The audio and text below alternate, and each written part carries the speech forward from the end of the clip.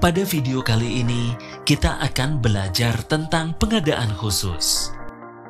Pengadaan khusus adalah pengadaan yang dibedakan karena suatu keadaan tertentu yang tidak memungkinkan penerapan secara umum ketentuan peraturan presiden tentang pengadaan barang atau jasa pemerintah.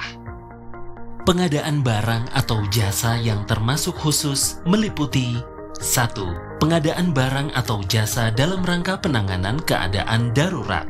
2. Pengadaan barang atau jasa di luar negeri. 3. Pengadaan barang atau jasa pengecualian atau yang dikecualikan. 4. Penelitian. Dan yang kelima, tender atau seleksi internasional dan dana pinjaman luar negeri atau hibah luar negeri. Mari kita bahas satu persatu. Pertama, kita bahas tentang pengadaan barang atau jasa dalam rangka keadaan darurat. Pengadaan barang atau jasa dalam penanganan keadaan darurat adalah kegiatan pengadaan barang atau jasa dalam masa status keadaan darurat yang ditetapkan oleh pihak yang berwenang. Status keadaan darurat bencana adalah suatu keadaan yang ditetapkan oleh pemerintah untuk jangka waktu tertentu atas dasar rekomendasi badan yang diberi tugas untuk menanggulangi bencana sesuai dengan Undang-Undang Nomor 24 Tahun 2007 tentang Penanggulangan Bencana. Penanganan keadaan darurat dilakukan untuk keselamatan atau perlindungan masyarakat atau warga Indonesia yang berada di dalam negeri dan di luar negeri, yang pelaksanaannya tidak dapat ditunda atau harus dilakukan segera. Selanjutnya, yang disebut sebagai keadaan darurat meliputi 1. Keadaan yang disebabkan oleh bencana alam, bencana non-alam, dan atau bencana sosial setelah ditetapkan status keadaan darurat sesuai ketentuan peraturan perundang-undangan.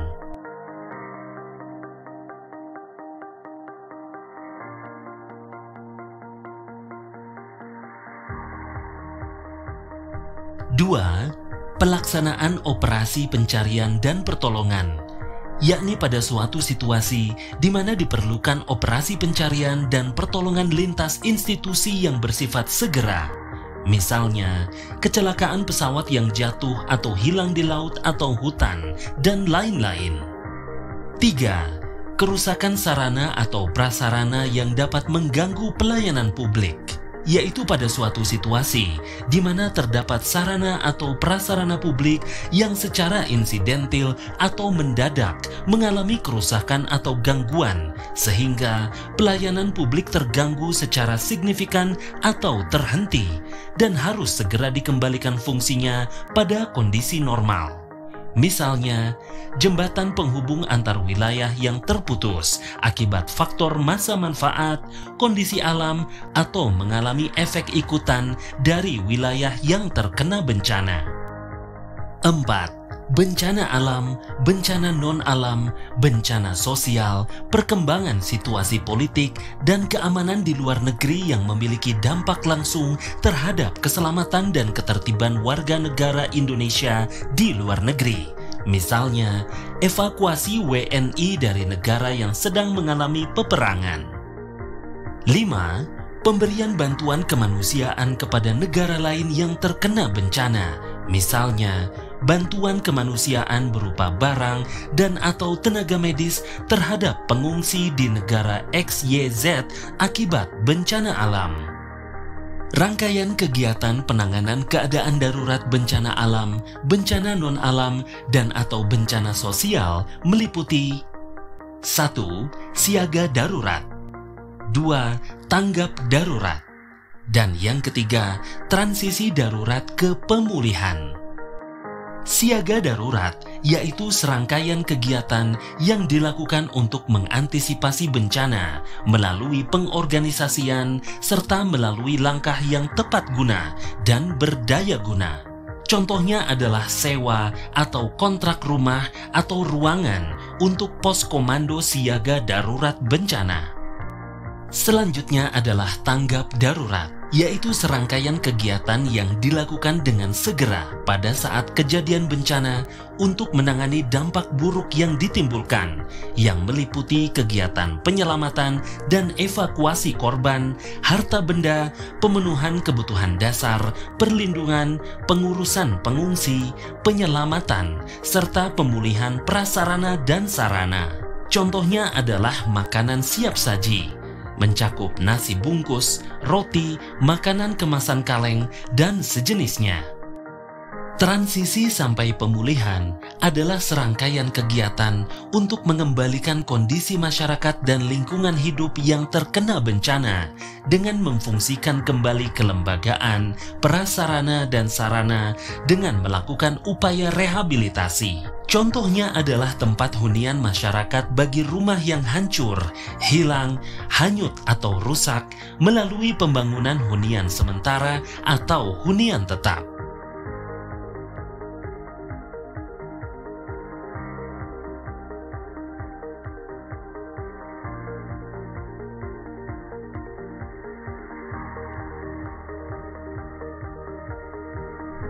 Berdasarkan hasil pemeriksaan bersama, ditetapkan bentuk pekerjaan penanganan keadaan darurat yaitu berupa 1. Konstruksi darurat, dan yang kedua, konstruksi permanen. Mari kita bahas satu persatu. 1. Konstruksi darurat. Pada prinsipnya, penanganan keadaan darurat menggunakan konstruksi darurat. Hal ini dikarenakan sifat pekerjaan harus segera dilaksanakan dan diselesaikan dengan segera, karena menyangkut keamanan dan keselamatan masyarakat, menghindari kerugian negara atau masyarakat yang lebih besar, dan atau terhentinya kegiatan pelayanan publik. Contohnya adalah pembangunan MCK darurat, membuat tanggul dan pengarah arus dari Bronjong. 2. Konstruksi permanen. Penggunaan konstruksi permanen diperbolehkan jika 1. Penyerahan pekerjaan diperkirakan masih dalam kurun waktu keadaan darurat. 2. Penanganan keadaan darurat hanya dapat diatasi dengan konstruksi permanen untuk menghindari kerugian negara atau kerugian masyarakat yang lebih besar, dan penyelesaian pekerjaan dapat melewati masa keadaan darurat.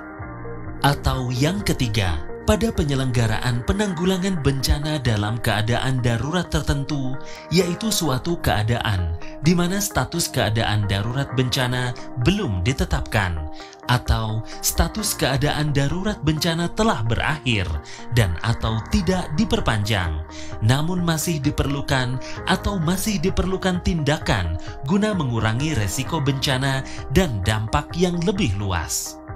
Contohnya adalah bangunan yang sifatnya permanen dalam penanggulangan darurat pada prasarana sumber daya air yang rusak, yang terkait langsung dengan dampak bencana.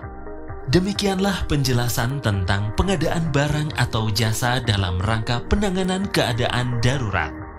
Selanjutnya, penjelasan tentang jenis pengadaan khusus lainnya, yaitu pengadaan barang atau jasa di luar negeri, pengadaan barang atau jasa pengecualian atau yang dikecualikan, penelitian dan tender atau seleksi internasional, dan dana pinjaman luar negeri atau hibah luar negeri akan dijelaskan pada video selanjutnya. Semoga bermanfaat dan terima kasih.